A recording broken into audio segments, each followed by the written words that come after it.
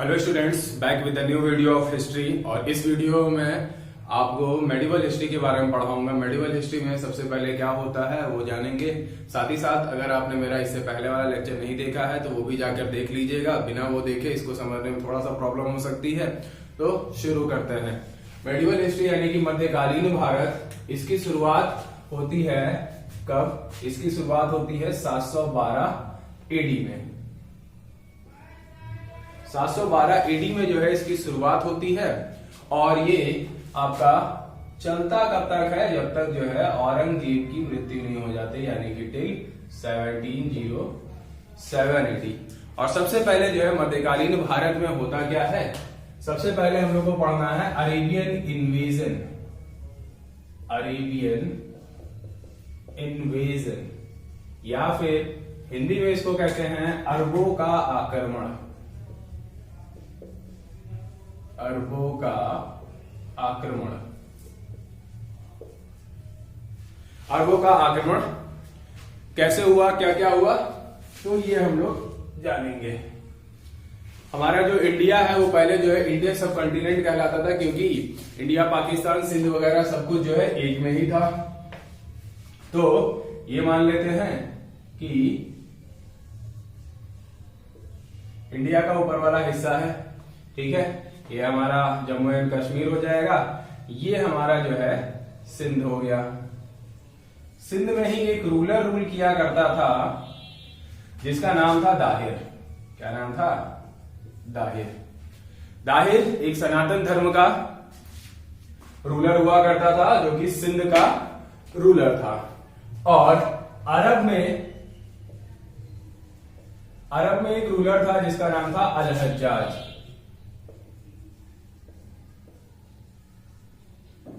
अल हज्जाज नाम का जो है अरब में रूलर रूल किया करता था। तो ये जो अल हज्जाज है ये जो है व्यापार करता था यूरोप से। कैसे? ये जो सिंधु नदी है, सिंधु नदी सिंध के किनारे एक बंदरगाह बनाती थी जिसको हम लोग क्या कहते थे? देवल बंदरगाह। देवल पोर्ट कह सकते हैं या देवल बंदरगाह कह सकते हैं। तो इसी जो है बंदरगाह से जो है अल हज्जाज व्यापार किया करता था अपने पानी के नाव से। तो एक बार होता क्या है? एक बार होता यह है कि दाहिर अपने सिपाहियों को भेजकर इसके शिप्स को क्या करवा देता है? लुटवा लेता है, लूटेड। और जब ये जो है इसका शिप लूट जाता है तभी जो है अल हज्जाज की नजर सबसे पहले कहां पड़ती है? सिंध पर पड़ती है। तो सिंध पर जब नजर पड़ती है तो अल हज्जाज क्या करता है? सेंड टू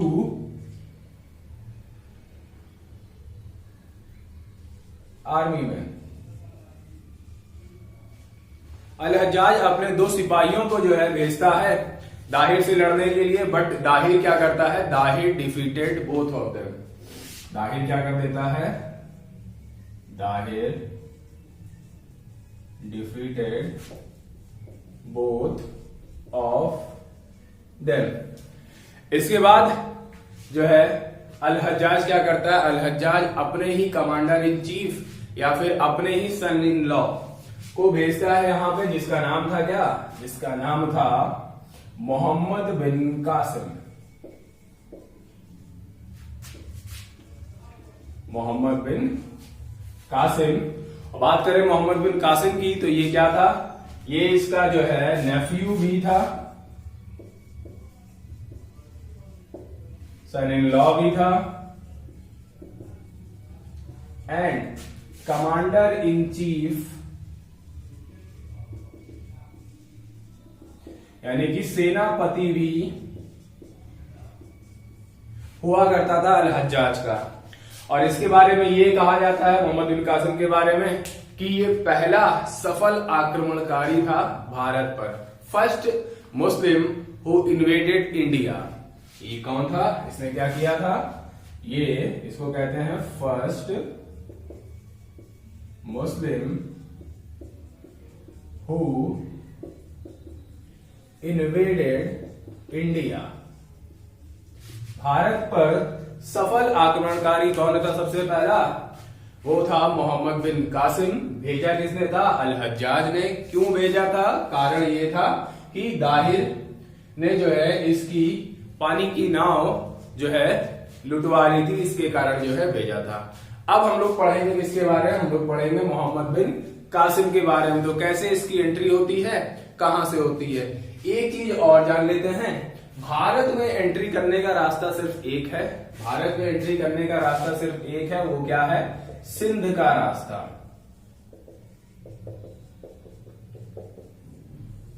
सिंध का रास्ता है भारत में एंट्री करने का ओनली। क्यों? क्योंकि अगर हम लोग ऊपर से आएंगे तो हमें बड़े बड़े पर्वत मिलेंगे, हिमालय मिलेगा। अगर हम लोग बीच या नीचे से आते हैं तो हमें जो है अरेबियन सी यानी कि अरब सागर मिलेगा।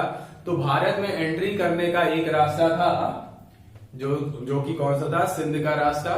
तो यहीं से जो है, इससे पहले भी जो लोग आए थे वो भी यहां से एंटर किए और ये भी जो है इसी रास्ते से एंटर किया।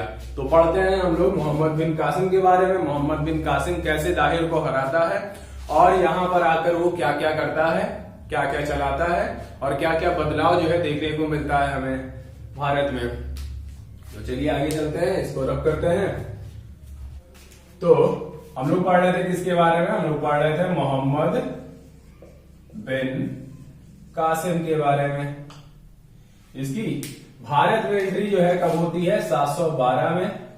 और ये रब तक रहता कब तक है? 714 एडी तक की जो है रहता है भारत में। जैसे ही ये आता है इंडिया में, ये अपने साथ क्या लेके आता है? ये अपने साथ अरेबियन हॉर्सेस लेके आता है, यानी कि अरबी घोड़े लेके आता है। अरेबियन हॉर्सेस यानी कि ये अरबी घोड़े लेके आता है। और यहाँ के राजाओं की जो शक्ति या फिर शक्ति मानी जाती थी, वो क्या माना जाता था? वो माना जाता था हाथी। यानी कि जिस राजा के पास जितने ज्यादा हाथी, वो राजा उतना ही सक्सेसफुल या फिर उतना ही पावरफुल जो है माना जाता था। तो दाहिर के पास जो है ज्यादा हाथी हुआ करते थे, बट ये अपने साथ अरबी घोड़े लेके आया था। और अरबी घोड़े बहुत ज्यादा फुर्तीले होते हैं, तो बहुत ही आसानी से मोहम्मद बिन कासिम डिफीट करता है दाहिर को और मार देता है। तो मोहम्मद बिन कासिम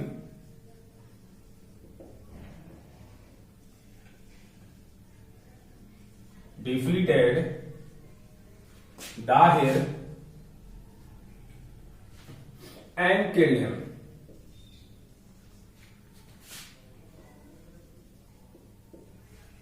मोहम्मद बिन कासिम जो है दाहिर को हराता है और उसको मार देता है।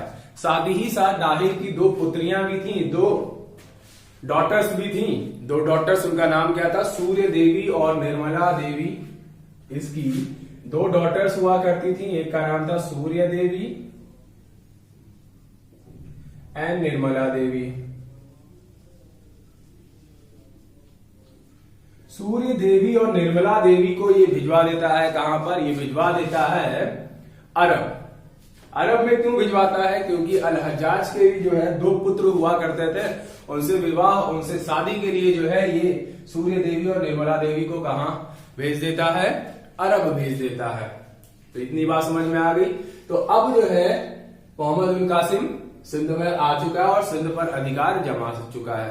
तो अब ये क्या क्या करेगा, इसको हम लोग जानते हैं। तो सबसे पहले ये क्या करता है? ये यहां पर लगाता है जजिया टैक्स। ही अप्लाइड जजिया टैक्स। जजिया कर या फिर जजिया टैक्स लगाता है। जजिया टैक्स होता क्या है? ये एक टैक्स होता है जो कि नॉन मुस्लिम्स के द्वारा पे किया जाता है और अपनी इनकम का 1/2 या फिर 50% ऑफ इनकम रूलर को पे करना पड़ता था। अब ये इनकम कहां से होती है? एग्रीकल्चर से हो या फिर कुछ भी बेच के जो इनकम हो रही थी, उसका 1/2 या 50% इनकम जो है किसे देना पड़ता था? रूलर को देना पड़ता था। तो इसने लगाया जजिया टैक्स। बट आपसे एग्जाम में क्वेश्चन पूछा जाएगा कि ये जजिया टैक्स किन के ऊपर जो है नहीं लगाया गया था। तो जजिया टैक्स 3 लोगों के ऊपर नहीं लगाया गया था, ठीक है ना? वो कौन से थे? Not applicable not applicable to Brahmans, widows and disables। ये टैक्स ब्राह्मण्स के ऊपर नहीं लगाया गया था, विडो यानी कि विधवाओं के ऊपर नहीं लगाया गया था, और डिसेबल्स यानी कि जो अपंग लोग थे उनके ऊपर ये टैक्स नहीं लगाया गया था। ठीक है, साथ ही साथ इसने यहां पर कैमल हस्बेंड्री किया, स्टार्टेड कैमल हस्बेंड्री यानी कि ऊंट का पालन, husbandry and farming of dates in Sindh. आपसे क्वेश्चन पूछा जाएगा कि खजूर की खेती किसने सबसे पहले की, तो खजूर की सबसे पहले खेती किसने की थी, मोहम्मद बिन कासिम ने, और कहां पर की थी, सिंध में। साथ ही साथ ऊंट का पालन भी सबसे पहले किसने किया, मोहम्मद बिन कासिम ने किया। ठीक है, तो ये जो है इसके कंट्रीब्यूशन है। साथ ही साथ कुछ और कंट्रीब्यूशन है वो भी हम लोग समझते हैं कि और इसने क्या कंट्रीब्यूट किया। तो इस साइड का मैं मिटा रहा हूं। अरेबियों के द्वारा ही जो है हमें क्या मिला, हमें मिला एटलस। एटलस जिसको हम लोग क्या कहते हैं, मानचित्रावली।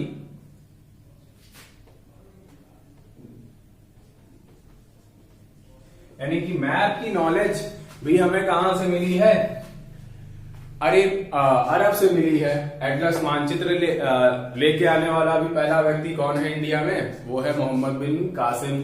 साथ ही साथ ये एक शब्द लेके आया था जिसको कहते हैं हम लोग मॉनसून। मॉनसून से कई सारे क्वेश्चन आ चुके हैं कि मॉनसून एक ऐसा शब्द है, तो मॉनसून एक अरेबिक वर्ड है जो कि मौसिन शब्द से बना हुआ है, मौसिन वर्ड से बना हुआ है। मॉनसून क्या है आपको सबको पता है।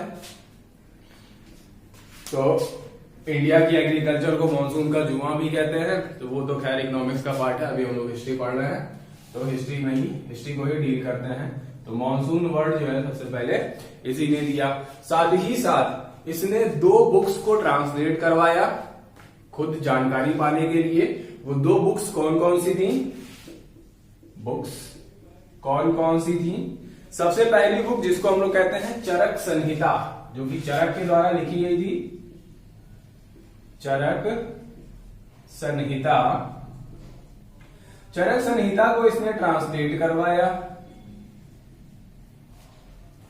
और किस लैंग्वेज में, फारसी लैंग्वेज में ट्रांसलेटेड इनटू पर्शियन लैंग्वेज।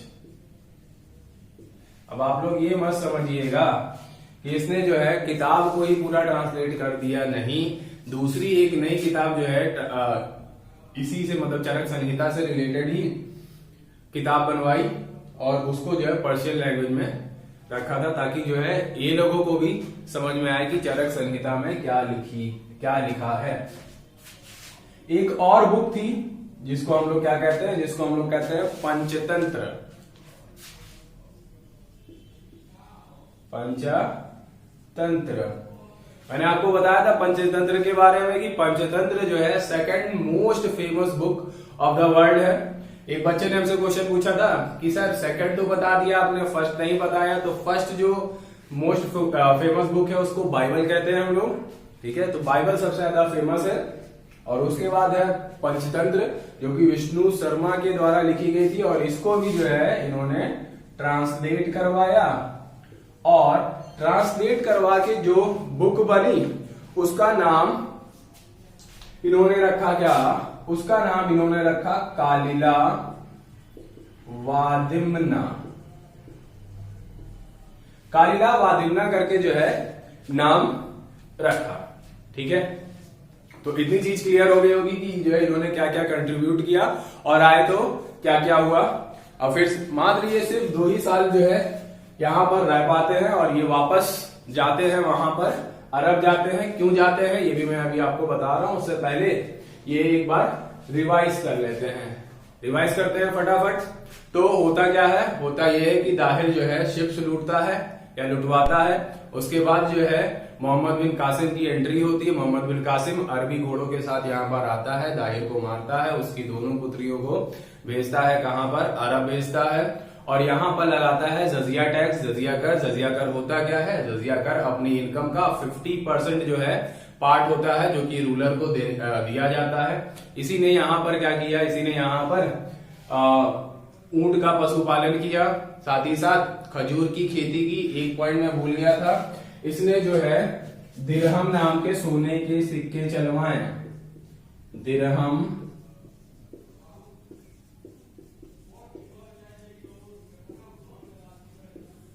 दिरहम गोल्डन कॉइन्स चलवाए, सोने के सिक्के। आपसे एग्जाम में पूछा जाएगा कि जो है दिरहम नाम के सोने के सिक्के किसने चलवाए थे, तो दिरहम नाम के सोने के सिक्के चलवाए थे मोहम्मद बिन कासिम ने।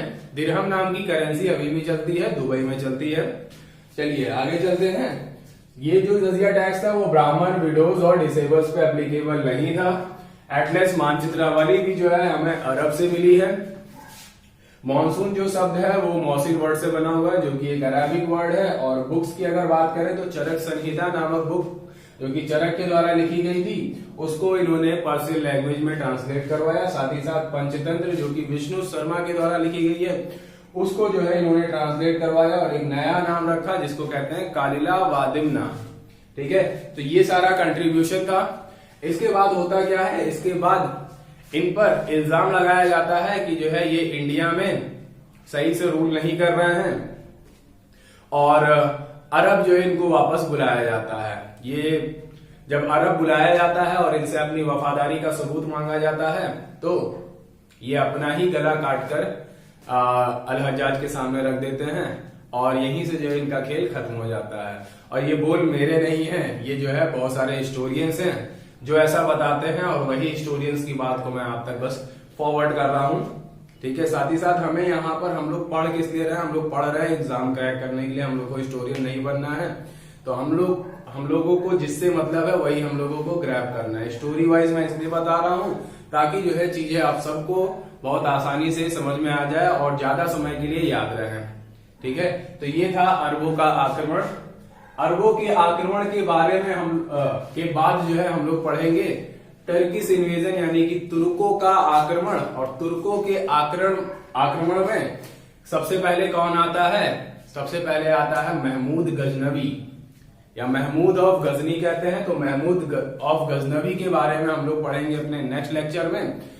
तो तब तक के लिए इस वीडियो को आप आराम से देखिए, नोट्स बनाइए, नोट्स बना लीजिए और नेक्स्ट वीडियो का आप वेट करिए। साथ ही साथ मेरे साइंस के लेक्चर्स भी जो है चल रहे हैं इसी चैनल पे, सो आप इस चैनल को सब्सक्राइब कर सकते हैं और अपने फ्रेंड्स को भी जो है कह सकते हैं कि जो है वो भी यहाँ से स्टडी कर ले। साइंस और हिस्ट्री यहाँ पे बिल्कुल डीप में चल रही है और आगे चलकर और भी सब्जेक्ट्स मैं यहाँ पर लेके आऊंगा, बट पहले मैं साइंस और हिस्ट्री कंप्लीट कर देता हूं। ओके, कुछ बच्चों ने क्वेश्चन पूछे हैं और वो क्वेश्चन क्या क्या है उनको भी हम लोग यहाँ पर समझ लेते हैं। एक बच्चे ने क्वेश्चन पूछा कि सर जो चीजें बहुत पुरानी होती हैं जैसे कि जो मैंने फॉसिल्स बताए थे, अवशेष बताए थे, उनके बारे में कैसे पता चलता है कि वो इतनी पुरानी है। ठीक है, तो ये कैसे पता चलता है, हम लोग जो है करते हैं क्या, हम लोग करते हैं C14 कार्बन डेटिंग।